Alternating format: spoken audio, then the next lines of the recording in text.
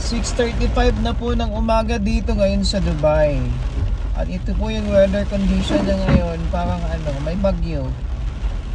Sobrang traffic, gawa ng wala kasi ang drainage kasi dito sa Dubai is hindi kagaya sa mga maulan talaga na country na malalawak yung niya, tsaka malalalim. Dito kasi hindi talaga siya pareho sa mga country na ganon. So marami talaga siyang mga funds na namumuo yung mga tubig. So lalo pang prone sila dito sa mga yung may parang underground na daanan ng sasakyan. So kaya makikita nyo ngayon dito sobrang sobrang traffic kasi mahirap makadaan yung mga sasakyan. Kaya yan po yung nakikita nyo ngayon, sobrang traffic po.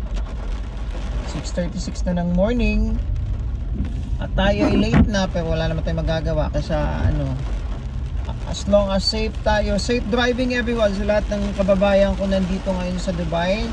Safe drive lang po sa lahat kasi napakabad ng weather actually. Saka maulan pa rin. Saka hindi actually ganito usually yung talaga. Pero all we have to do is be safe on driving, be responsible on driving.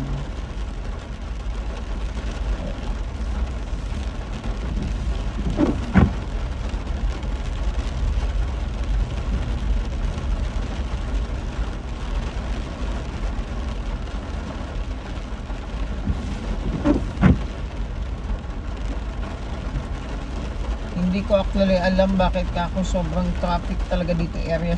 I was thinking na maraming water ponds dito na namumuo at nahihirapang makadaan yung sasakyan talaga. Kaya dahan-dahan lang talaga yung masasakyan dumadaan. Otherwise, baka tumirik yung sasakyan or worst, baka may masamang aksidenteng pwedeng mangyari. Kaya ingat-ingat po talaga.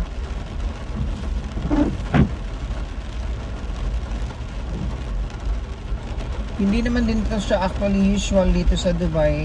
Normally nangyayari ito siya